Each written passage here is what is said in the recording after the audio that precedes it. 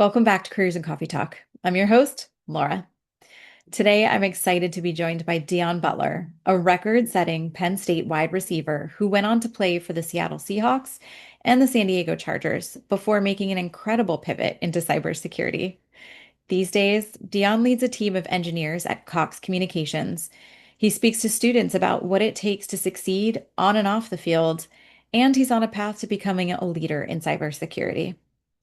We talk about the discipline and resilience it takes to walk on to a Division I football program, what it's really like to leave a high-flying pro sports lifestyle, and how he's found purpose in growing teams and building a career that protects critical networks, all while chasing new goals off the field. So grab your coffee and let's get into it. Deon, welcome. So glad to have you here today. Thanks so much for joining me. Thank you. I appreciate you inviting me here, and I'm excited to be here. Yeah, I'm excited for a couple of reasons. So one, we're from the same hometown. Woodbridge, Yes, Virginia. it is. Yes, growing up and going to C.D. Hilton High School together. That's right. That's right. Now, we didn't go to school together, but I did. I might be a couple years older than you. So shout out to Lee. Shout out to your brother, who I did go to school with. Yes, my older brother who was there before me. So, So we don't have to share what years or anything like that, because I will forever be 25. forever, always. And I know that you told me you don't drink coffee. I think you said something along the I lines do of like not. that doesn't mix with Yeah, sports. I don't know. It's never like that. You were always used to like energy drinks or some type of protein shake or something kind of, Mm, I guess, quote unquote, healthier sure. in the sports world. So I never really got into coffee. Well, in that vein, I did bring something a little healthier today. I'm getting into dandelion tea. So Oh, that's okay. my I'm drink. a tea person. Yeah. Okay. Do you have a preference? No, I mean I get it, but I like something with vanilla in it. Like I love vanilla mixes. So there's I'm trying to think, but it's recently I've gotten into like an elderberry, like Ooh, lavender one. This is I love really pretty that. good. So yeah, no, I'm always like sampling teas and stuff. I'm that Okay. person. So like if you come to my house in my pantry, it's gonna be like a A it's like tea selection. oh man, it's gonna be serious. I love that. What do you have today? Do you have a tea or something else? I do not have tea today. All I right. What have do we? my good old Penn State Cup. Tough times for us right now, but we're pushing through football season. That's But right. I am on Fanta Orange today. I love that. You and my 9-year-old, I think, share a love of Fanta. Hey, he's gonna Yeah. be great. It's a good sign. There you go. Well, let's get into it. So my first question I always love to start with is like from the very beginning, what did you want to be? Was it always football for you? What did you want to be when you grew up? Absolutely not, right? I mean, I played football and baseball and basketball as a kid. I Yeah. think I always just had like where I wanted to play at a good level. Like I played travel baseball, travel basketball. Oh, bless Allen your Iverson parents. growing up was like my idol because he was a little guy. He could do so. It was never like NBA or NFL. I guess I never really grew up around that, where that was just kind of a like only the select few make it and things Mm. like that. So I was a guy like once I got into like middle school, I wanted to be forensic science. Like I Oh, wanted to be wow. crime scenes, Yeah. like murder shows always interest me. Did you have a favorite show? When it got going, first 48 Oh, was like, yeah. but the first ones were probably like your classic CSI, Uh-huh. Miami's or like your forensic files. So Yeah, like, yeah. I actually started gravitating more towards the realist, well, not realistic, but real ones, right? Like forensic files and things like that with Okay. real life scenes. Obviously, CSIs are more a little bit more entertainment. They'll get a blood sample, have the results within 30 minutes. Not probably happening in real world like that. But I was more into the real life ones. So that when first 48 came out was just like my thing. I really loved that and just I mean, you'll catch my TV's gonna be on ID channel, period. There you Like go. just Yeah. ID Now, did channels. you did do something with that for a little bit? I did. So then when I went to college, it was kind of one of those things, right? When I was in high school, okay, what do you want to major in? And one of the questions I Right. remember was, what do you watch on TV a lot or things like that? And I was like, oh, crime shows. And then Yeah. so I did my undergrad in forensic science, which is, stereotypical crime scene, blood hmm spatter, bullet trajectory, all of that. So I loved that part of it, and it was really interesting for me. Yeah, and that was during college. Yes, that was during college, during my Okay. undergrad. Speaking of, you ended up walking on at Penn State. What was that like for you? Man, that was a journey, right? So it was kind of one of those things where, I started getting recruited late, not the hmm biggest guy, so I always had good film, but I also wasn't a guy who went to a bunch of football camps or anything like that. So when I started getting recruited by the bigger schools, Yeah. a lot of them had already rounded out their Mm. draft, I mean, not draft, their recruiting classes. Yeah. So by that time, it was kind of like, hey, you're on the last couple of scholarships, and they'll like offer like one scholarship to two or three people. And it's kind of like, hey, kind of who commits first, which Yeah. sounds crazy to me because I wasn't going to commit somewhere I'd never been to school. So in that light, I missed out on a number of offers just because I Sure. didn't commit before I went. And Penn State was one of those. And after visiting, I still was like, hey, I really, really want to go here. And Coach Johnson, shout out to him, Coach Larry Johnson, he's at Ohio State now, but he recruited me, him and Coach Norwood, and they gave me a ton of confidence of like, hey, no, if you do what you're doing here, trust me, you belong at this level. Because a lot of that time, right, you talk about walking on, is you hear about why you're not good enough, or you're Mm. good, but you're not just not quite this good to get a Yeah. scholarship. So a lot of that kind of gets into your head mentally, but Sure. they gave me a lot of confidence. Yeah. What was it about Penn State in particular that did it for you? I mean, the stadium was obviously crazy, right? Just being Yeah. able to walk in there and be like, wow, this is going to be packed. I love this.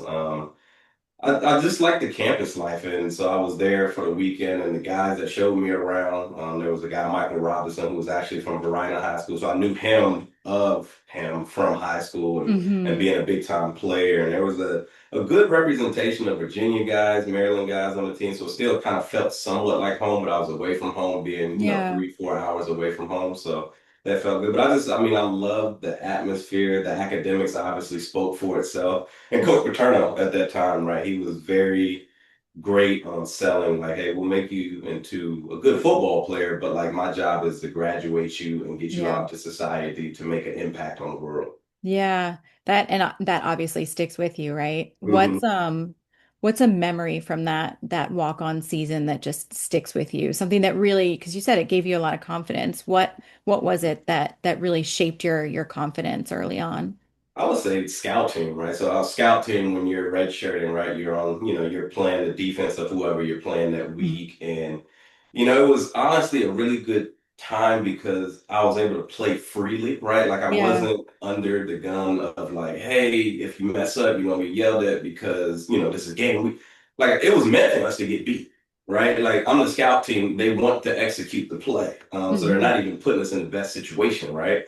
So being able to play loose and play free allowed me Yeah. to like really play to my best abilities that first year and gain confidence, where then I started getting confidence. Oh, no, no, no, I belong here. Like, Yeah. like I said, without having the pressure of it being like, hey, you're about to play on Saturday. Mhm. So that was a big year for me. And I can remember and with coverages, acting like I was in a different coverage, get an interception. We were lateraling the ball, but I mean, we were literally just kind of playing so loose, like it made the offensive coaches mad. But it was a really good time to be able to like get acclimated to hmm that college level without having the pressures of being like, hey, you got to be ready for game day. Yeah, that's amazing. So you really had a great experience there, right? What do you feel like in that time at Penn State really prepared you the most for ultimately the NFL? Oh, just the discipline part of it, Yeah. right? There was so much that you had to be accountable for, show up on time. I mean, I think hmm a lot of those things and just how Coach Paterno ran that program and the accountability that we had from our other guys on the team.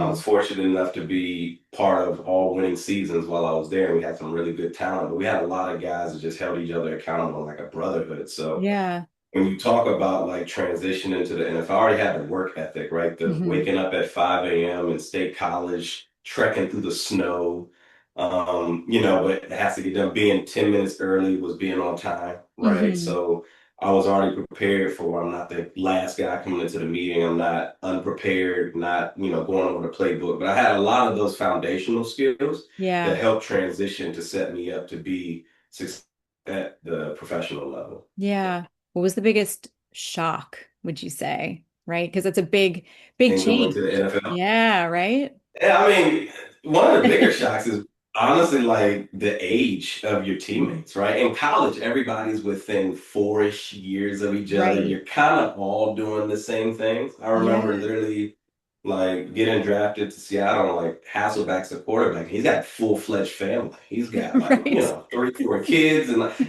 it's like now my teammates have families, Right. like they're established. So like that was one of the big things alongside, right, being guys that you've watched on TV Yeah. before, but just actually seeing like the age discrepancy and difference and Yeah, things like yeah. that was like one of the big shocks. But it also those guys taught you how to be a pro early, right? I was really Mm. fortunate that I had a really veteran room my first year with TJ Houshmandzadeh, Deion Branch, Nate Burleson, Yeah. and another guy, Ben Obamanu. So those guys like really showed me how to be a pro and how to, carry yourself. Yeah. I mean, you truly go from like playing with your peers, right, to like the big leagues on different levels, right? It was crazy because I mean there were guys I remember growing up watching TJ Duckett at Yeah. Jordan games, and now they were like my teammates. Terrell Right. Owens was there for a short bit, but it was just like these are guys I watched on TV, guys I cheered, like Yeah. just Just like a pinch me yeah, moment, right? yeah. So it's just like so surreal to be like now we're actually teammates. Now like I actually got your phone number. We can like call each other if we want to. Well, you talked about the discipline that it takes to be at that level, right? Like you don't just show up in professional sports. How did that mindset carry you through like your toughest moments on the field? Because I think you lean into, right, that discipline and that trust in yourself, right? You trust that process, right? I've done this a million times. I've done this. This is how you get better. It might not work out at this point in time, Hmm. but this is how you stay the course, right? And you got to deal with adversity and things like that. And also in dealing with that adversity, you have to trust in that process to say, okay, it's adversity, but this is what's going to get you through it. This is going to make it better. Just stick to the plan. And I think leaning in on those things help you get Hmm. through the tough times because it's easy to then try to change up things but then it's almost like you lose your foundation, right? Like if you just Hmm. kind of change as soon as something goes bad, then I act brand new or I do a whole new regimen or something like there can be tweaks, but like if you're just Hmm. like wholesale different every time there's some adversity, you're Yeah. probably not grounded in yourself as an athlete or disciplined, as you said, like to know like, hey, no, this is what works. This is what's going to get me through and kind of just stick to it. Yeah. And is there like a particular moment, a game? Oh I'm scared man. to ask about like a locker room moment or something with your Oh yeah. teammates like that taught you or stayed with you? Green Bay, rookie Yeah. year. I don't know, it had to be like December 23rd, frozen tundra out there, right? And it was, I mean, Right. we got blasted. I mean, it was like one of those third quarters, they've got their backups in. And as an offensive guy, like at wide receiver, it's kind of one of those things you kind of hate because we're going to be throwing the ball because we're not going to run the clock out. So we're trying to throw the ball, but they're playing loose. They're like playing downhill. So it's like, it's just one of those things, man. You can get hit in a heartbeat because we're throwing every play. Hmm. And I mean, I got blasted going over the middle, like near the end of the game. And, they've got Rodgers and crew over there talking trash on the side. I mean, once again, all the starters are out. Our Yeah. starters are still in. And it was just one of those games, man. It was just like, I remember we were calling some plays that I didn't particularly agree with for some Okay. coverages that we were Okay. getting, and neither did the other wideouts in the room, which was, a good thing because like, okay, we're on the same page. And I just remember in that locker room after the game, literally being so mad and like questioning, like, how are we going to win if we're not on the same page? Like, we're not Mm-hmm. even doing the right plays that I feel like we don't have trust in the play call, and the play callers might not even have trust in us at this point. Hmm. So that was a big game that Green Bay rookie season just getting blown out. And then just kind of rebounded from that because it was a tough season. All rookie season was a tough season. And unfortunately, at the end of that year, head coach got fired, which was a whole Mm. new thing because he Right. just got hired. And that's kind of out of this world for a coach to get fired after one season, right? You Yeah. hire a guy one season later, he's fired. So that was a whole nother thing of like, hey, this is the coaching staff that drafted me that had a plan for me. And now, whole fire sale is totally different. Now we're going to bring us Yeah. something new. Where do you go from there then as a team? Like what was that? What was that like? I mean, it was different, right? I mean, a lot of those guys probably have been through coaching changes. I was fortunate enough where, this is probably honestly one of the first times I'm thinking about it. I never went through a coaching change in college. Yeah. So it was just kind of like the first time I was like, okay, what does this look like, right? Other Yeah. guys have been through it.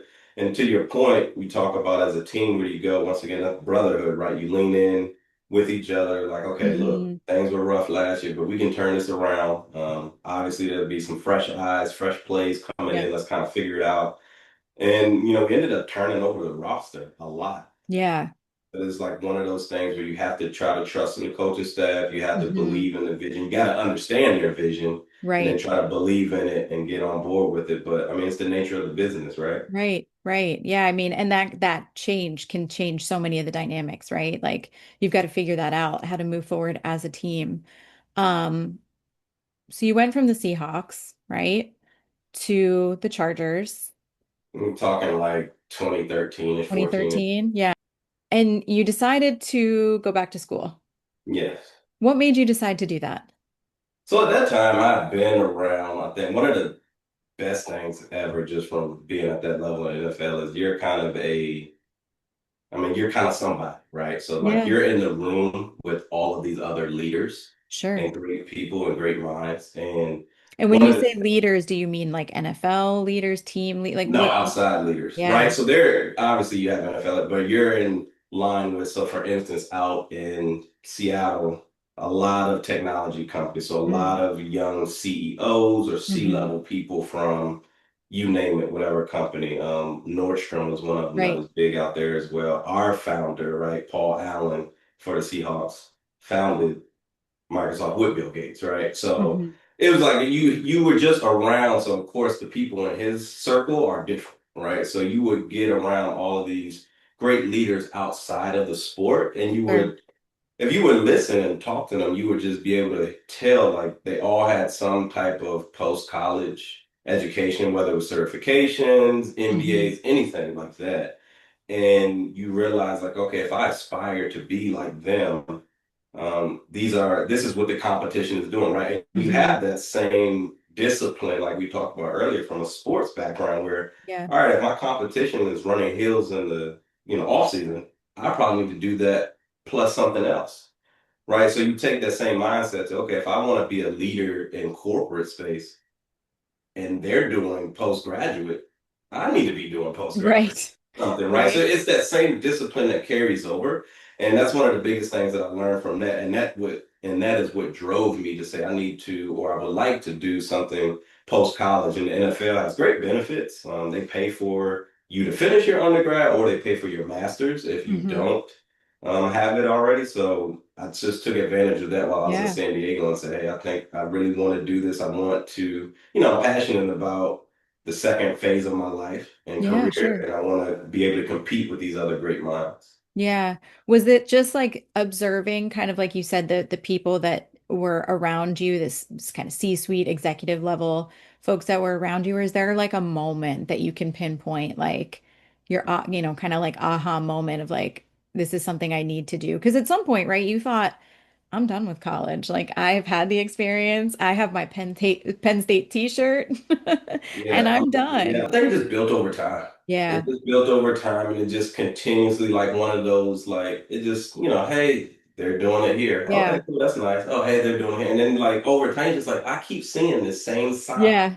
that post college is in my like you should do it. You should do Yeah. it. Just listening to, like I said, those other leaders and things like that. But I think it was just over time, whereas I really wasn't paying attention, but it just kept like being thrown in front of me where it's like, Hmm. hey, pay attention, Do pay this. attention. Yeah. Yeah. And I think and going to San Diego, and at that time I had already broken my leg my third year in the league. Mm. So I kind of everything wasn't rose-colored glasses anymore, right? Hmm.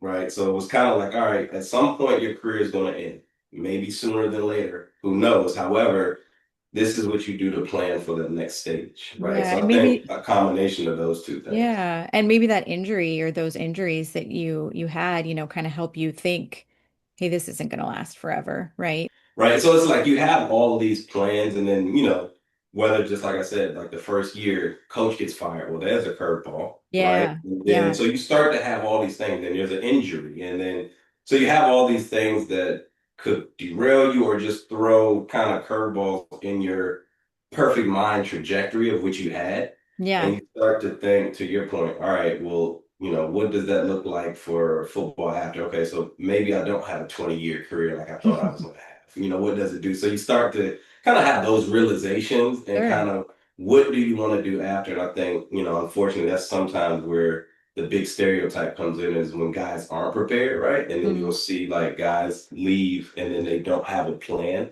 Hmm. And, that kind of hurts because you're trying to transition and figure it out with, no foundation. Yeah, it's like another example, right, of like learning from others' experiences, right? Things you can take away.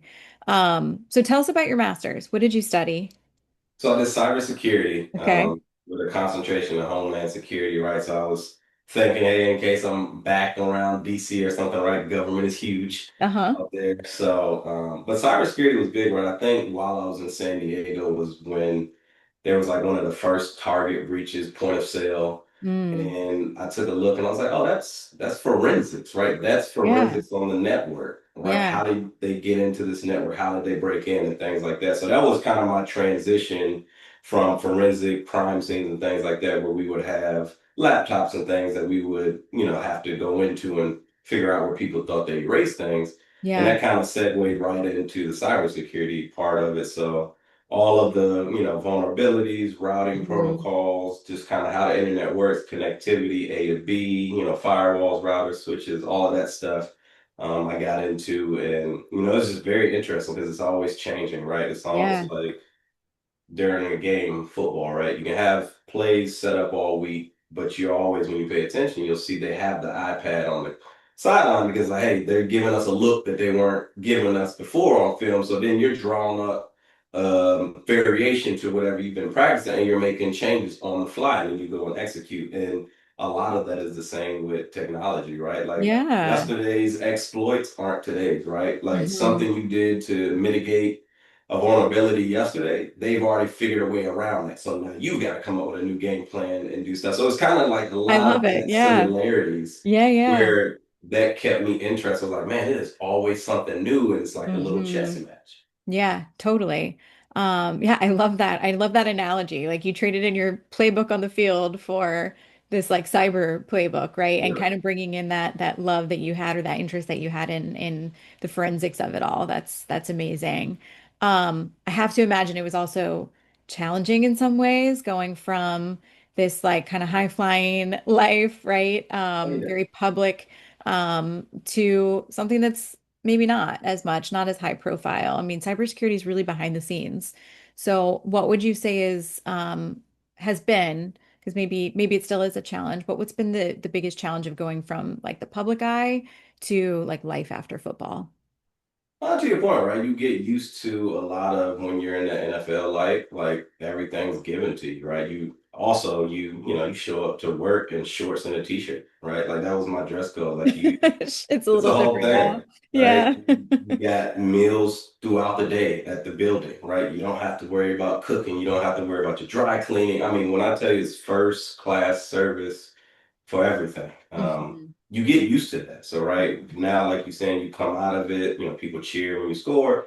Like I can successfully pull off a migration of some suspicious, no one's And cheering. nobody's cheering. No one's high-fived me. No, what I mean? It's like, so like coming out of that spotlight to your point is Yeah. just kind of getting used to like, okay, this is not going to be 90,000 people cheering and me getting hype and yelling and hyping up the team that way. It's a different Hmm. ballgame, right? So it's a different field.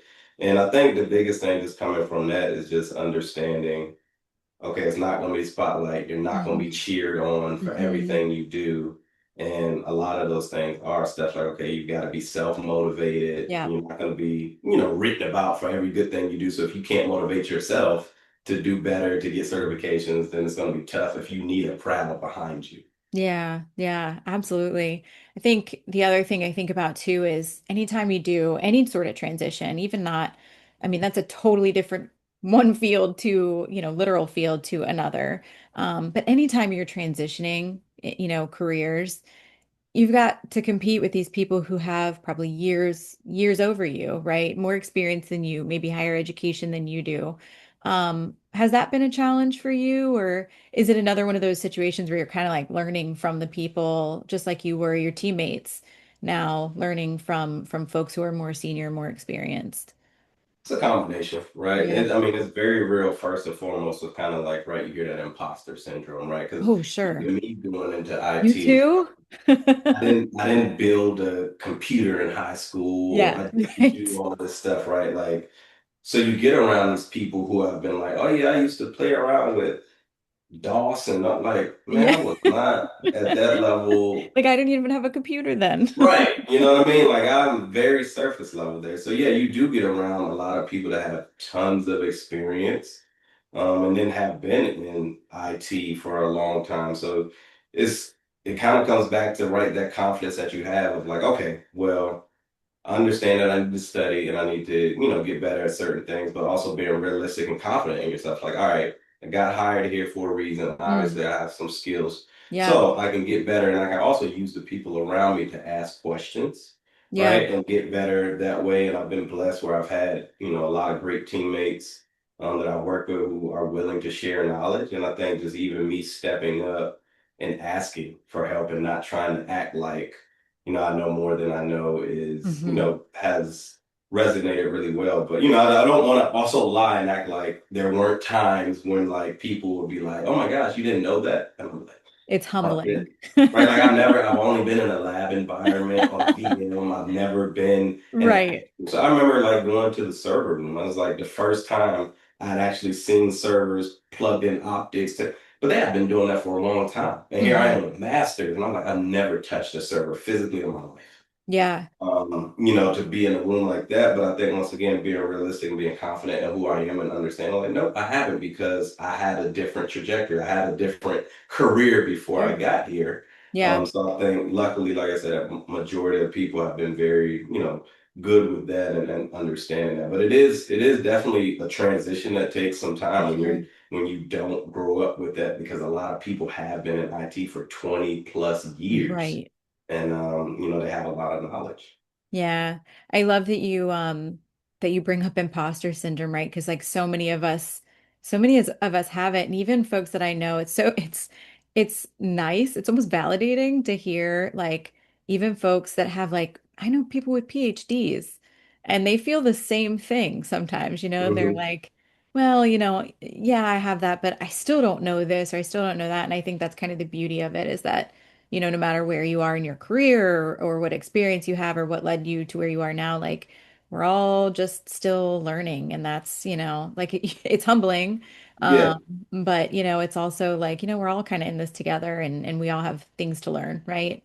And I think Um, that's been one of the biggest things too that I've seen the longer that I've been around it is like no one knows everything, right? Now right, I'm in right. a position of leadership, so I review resumes and stuff when I have to hire, and it's like I Mhm. can tell when it's like when they'll write a job description, I'm like, that's a unicorn. Like there's no one that's gonna know a SME in this field and a Right, SME in that field, and right. so understanding that, like you saying, is just like that was also validating for me to understand. Yeah, Okay, cool. I don't have to know everything because I guarantee if someone knows everything in that field, they probably don't know something in this field. And then you get into exactly. now with our technology and automation and everything is changing.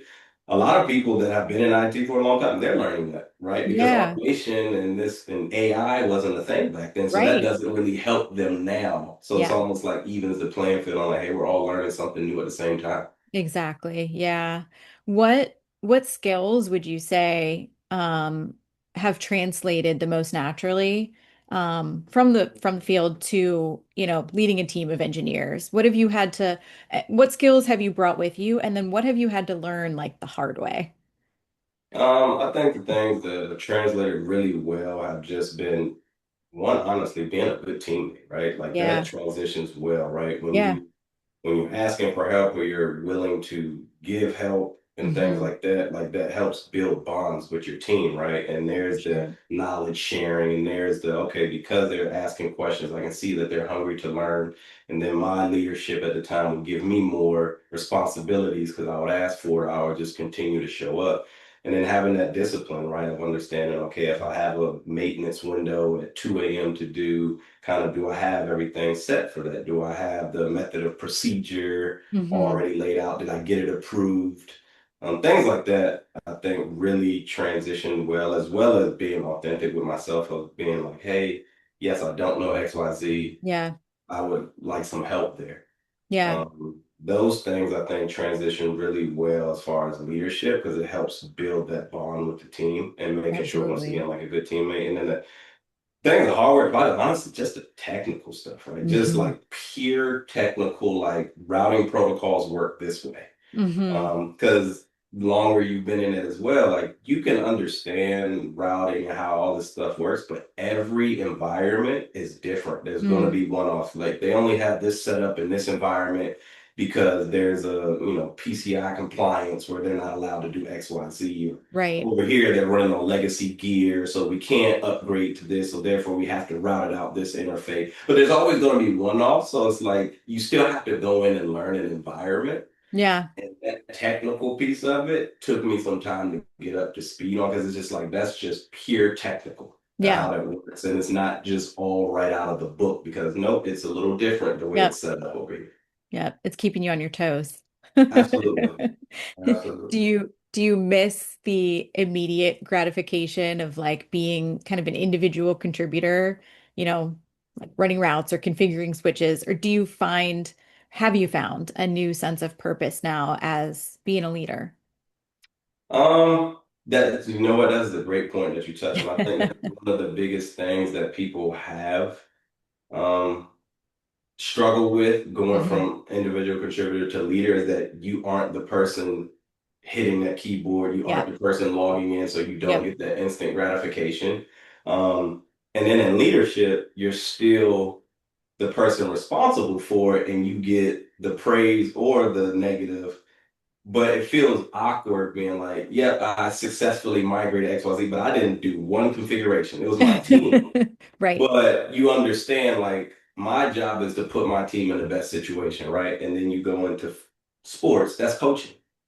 Your job is to put your guys, your ladies in the best situation possible to succeed. So that's how I look at it now. And I have great gratification on our individual contributors when they're being successful, when they're hitting their goals. I make it a Hmm. real big point to what are your goals? Where do you want to get to? Let's do that. Because my job is to get you there. Like my job isn't to have you on this team forever. If you want to go and get 3 promotions, I would love for it to work here, but if an opportunity somewhere else works, Yeah. I want you to go there because it's about you. And I'll figure out, we'll get the team back and we'll get some other people. But Yeah. I'm individually about your journey and where you're trying to get to and hitting your goals.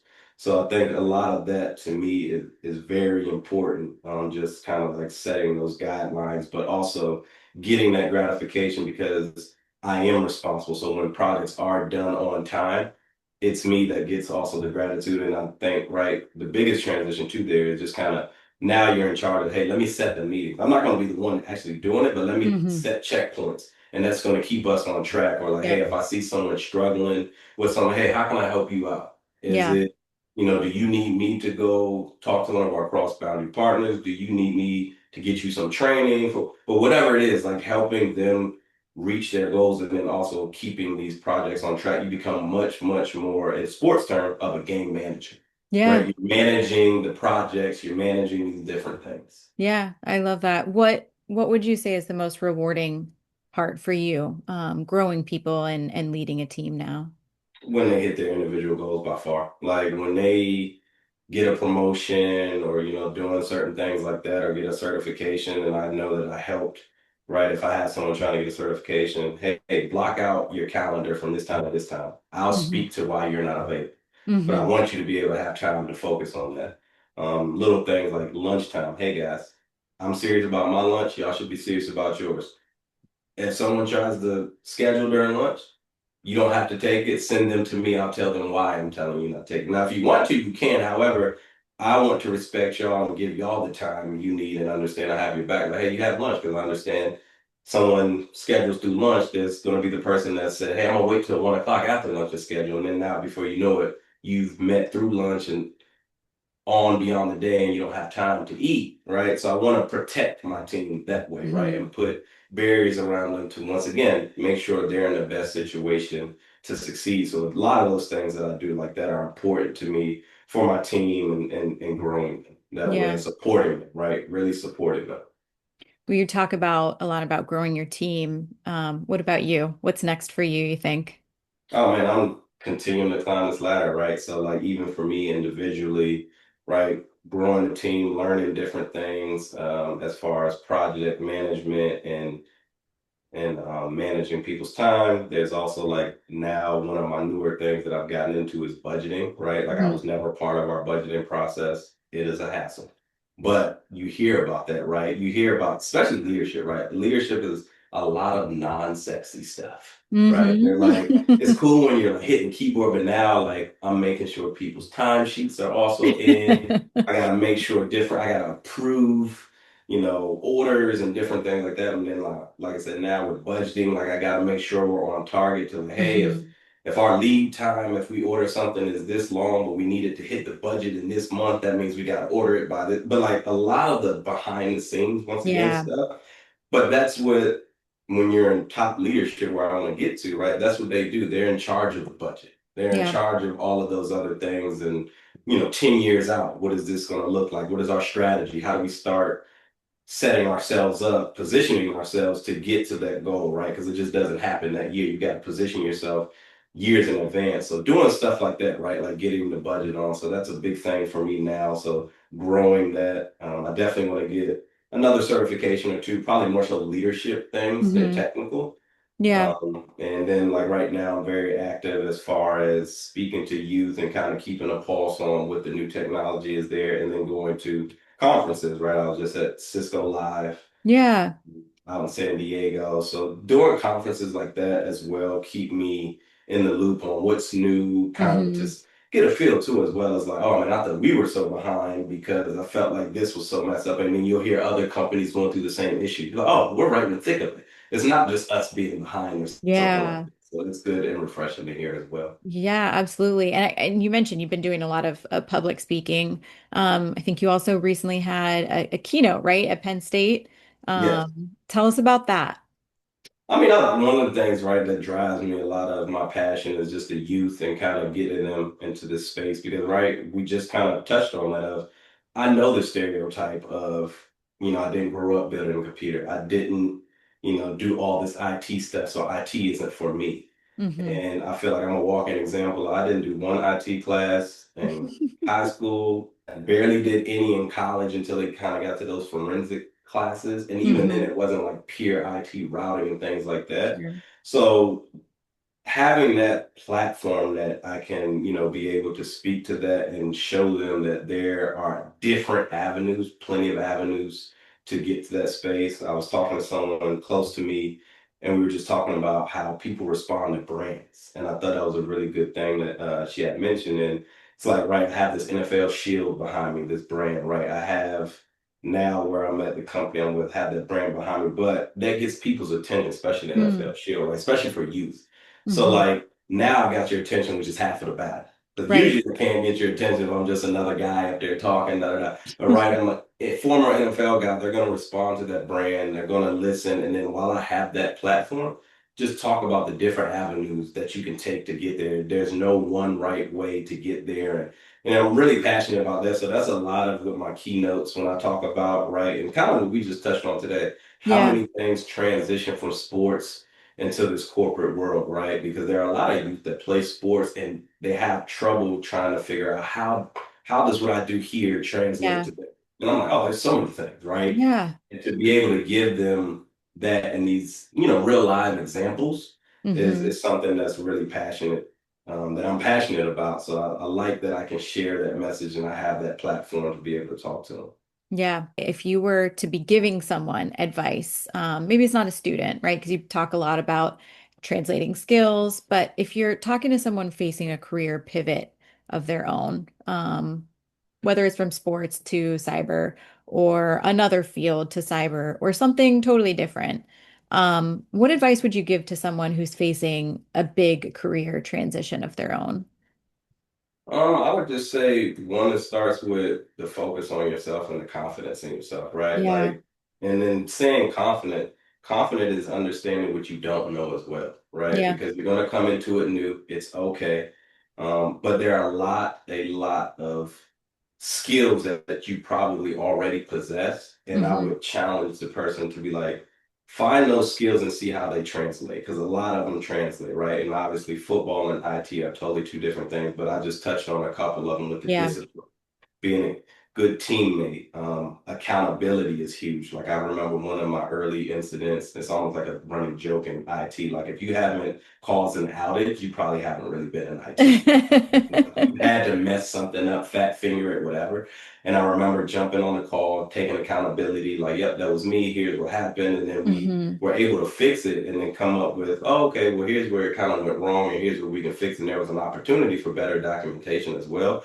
But I think Hmm. it was way more um, it was way bigger in the fact that I stood up, took accountability, and leadership saw that and loved that. Like, hey, this wasn't a guy because I've Mm. been on plenty of calls where someone has messed up and they've been silent on the call in the background and they don't. Yeah. And it's like you'll have information because like you know what the change was. So now, you got people scrambling trying to figure out what the change was. The person that did it, like you're here, just say what you did. It's okay. Right.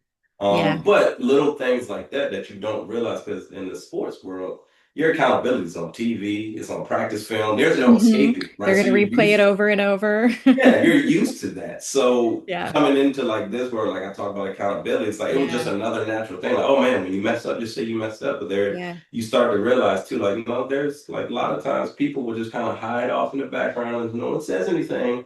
Hmm. So like something like that translates over. But I would say just like find those skill sets because there's definitely skill set that transitions Hmm. into whatever this career change you're going into is. And then just start working on building whatever the other skill sets that are needed for it. But don't go in thinking you absolutely have no skills because they could be just soft skills, For sure. right? Like just Yeah. you just, hey, are you a person that are responsive when emails are sent out, or are you Hmm. someone that got to chase down, right? And it Hmm. sounds crazy, but the Hmm. longer you've been in the workforce, you realize those things aren't that crazy. You're just like, oh my gosh, can And we I? know who you are. We know who those people Right. are It's that like, are not come on. responding. So yeah. But like a lot of those soft skills, right? Those things Yeah. transition over as well. Yeah, I think that's great. And I love that you've also backed that up with like continuous learning, right? Like not being afraid to get more certifications to go back to school because it's kind of that combination of both that really is I think the sweet spot, if you will. Um, when you think about the biggest challenges right now in cybersecurity in the field, what is the one thing or maybe a couple of things that are keeping you up at night? Phew. I mean, there's always new exploits, right? So I mean, but I think right now that you're bringing AI Mm, into it, right? AI is the big thing with yeah. automation.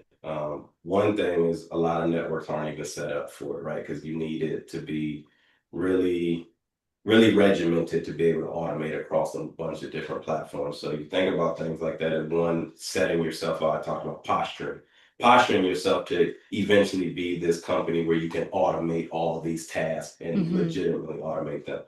But then you talk about you bring in AI and these other things. How much information are we sharing? Where are we getting? Where's our information going if we're feeding this, large language model, right? If Yeah. we're feeding this, where does this information go? So security wise on that, where's our information going and things like that. So I think those things are kind of some of what's coming up that we're really going to have to look into and Hmm. what access are you giving certain systems on your network because to do AI and to do all this automation there needs to be systems that have access that can just get to where it needs to get to. Hmm. But how do we talk about blast radius and network, like all right, if something goes wrong, can it take down your whole network or do you only want it Sure. to take down a portion of it, right? So how do you mitigate the blast radius if we're going to start getting access to all of these entities on the network and things like that. So you just kind of, those are the things that as you're trying to scale and get faster and do more automation and stay up with, what is going on today, but you still have to have that security component to it. Hmm. And that's what's going to really, I think, be one of the bigger things kind of coming up is kind of just the access and different things as you start to really want to click a button and it does it by itself without you having to know. But if something does go wrong, is there a mitigation in place to Yeah, stop that automation at a certain point, or does it just keep going and take down larger parts of the network until you figure it out manually yourself? What checks and balances do you have in place? for sure. I think we're that playbook is going to get bigger and bigger, right, as we go and as AI continues to evolve and we continue having to figure out how to mitigate those risks, right? Absolutely. With those challenges in mind, what is energizing you these days? What's giving you hope for the future? Oh, I mean, once again, like I said, I'm big into going to these conferences and things like that. And you hear what these different vendors, these different companies are coming up with. One, Mm, just to mitigate certain things, and they're giving, live world examples of, certain exploits that happen and then how this would mitigate that. So mm, that chess game is always to me like, oh wow, that's pretty cool how they did that. And where can we use that in our environment if there's a yeah. place for that? You look at just the automation and different things of, now, one of the last conferences I went to was, you type in like almost like you're talking to Gemini or something like, hey, we need a firewall rule that does X, Y, Z, and it goes out there and, in a controlled environment sounds great. Trust me. Like in a wild environment, that's gonna be hard to do. However, right, it goes out there and they're showing that it has the ability to, oh yeah, it did this. It says you're gonna need this policy right here from this to this. And then it's going to send out an email with the maintenance window for the teams that are involved that are tied to this application. So they'll get on there. So it's like it just automated that, which is amazing. It sounds Amazing. like Yeah. it's saves so much time, right? But it's just like once again you get back into all right, now we've got to have our stuff in place to be able to do this, right? Hmm. And so a lot of those things though, but the excitement of what could be definitely Yeah. keeps me energized because once again, like I said, it's new stuff. There's new Yeah. exploits that come up when you see a new one and then how they did it, like wow, it did that. Okay, wow, okay. So now we gotta watch out for that. Right. So So much risk, but also so much potential, right? yeah, absolutely. So I mean that definitely keeps me energized because you've got to be continuous learner, like you Mm. mentioned, right? To keep up with what's going on today, what's coming tomorrow. And if not, you'll quickly fall behind. Yeah. Yeah. No, that's absolutely right. If we were to have this conversation again in 5 years, let's say Cruise and Coffee Talk is still going strong 5 years from now, what are we going to be celebrating with you? Where First will, off, it's where will definitely you going to be be? strong 5 years from now. We'll say that. And, I mean, I think we'll be, I'll be 2 levels above where I'm at now. I'll be in those conversations to try to posture what is our security stance going to look like? What do we want to do? What vendors do we want to go with? Do we want to be a one vendor shop? Do we want to do a multitude of vendors? Like I'll be in those conversations to start setting that roadmap and Hmm. hopefully continue to I'll have more talking and speaking engagements and you'll see me of growing as far as keynote speaking and doing stuff in the community with the youth and even speaking to other companies and things like that, right? Because a lot of what I do have as far as that transitioning from over there, like to motivate people and to show like, hey, you can transition from most any careers, right? So Yeah. there's a large range of topics I can talk about. So I definitely am looking forward into getting into more of that as people kind of tap into that. Or you mentioned earlier, like what was that like walking on and persevering through that, right? There's companies that may want to talk to their employees about that. Of like, what does it look like when it's uncertain? You're going into Sure. an uncertain situation. How do you push through that? Right. There's that portion of my story. So that I mean, I feel like there's so many portions of my story where I can share and that I have. A good piece to tell. So looking forward to growing that as well. So we'll be celebrating that too as far as more conversations and more keynote speaking. Amazing. I love it. Well, I look forward to seeing your keynotes as Deon Butler CISO, right? There it is. There it is. I see that in Absolutely. the future. Well, thank you so much for sitting down with us. Where can folks go to continue following you, your engagements, tips, and motivation that you're sharing? Do you have any social handles you want to share with us? Yeah, on Instagram it's Deon.Butler3. So you can find me on Instagram there and it's Deon.Butler3. And then on LinkedIn, I'm Vincent Deon Butler. So you can find me on LinkedIn, and you can always DM me or message me on there to present any opportunities. I'm usually always available to, try to get out and lend a helping hand where I can. So definitely looking forward to, messaging me on there. And if there's an opportunity where you feel like I could impact or add value to a spot, definitely hit me up. Awesome. Thank you so much for joining us. It was such a pleasure. All right. Thanks for having me. And that's a wrap on this episode of Careers and Coffee Talk. Big thanks to our guest today for pouring out so many great insights. And hey, thanks to you for hanging out with us. If this episode gave you a little jolt of inspiration or made your day a little bit more brewed and balanced, be sure to click that subscribe button so you don't miss what's coming up next. Got a minute? Drop me a 5-star review. It's basically the podcast equivalent of buying me a fancy oat milk latte. Quick disclaimer though, the views expressed in this episode are personal and do not reflect those of any organization. This conversation is not an endorsement of any company, product, or service. It's just real talk over virtual coffee, okay? So until next time, stay curious, stay caffeinated, and keep chasing the career that makes you feel the most alive. Catch you next time.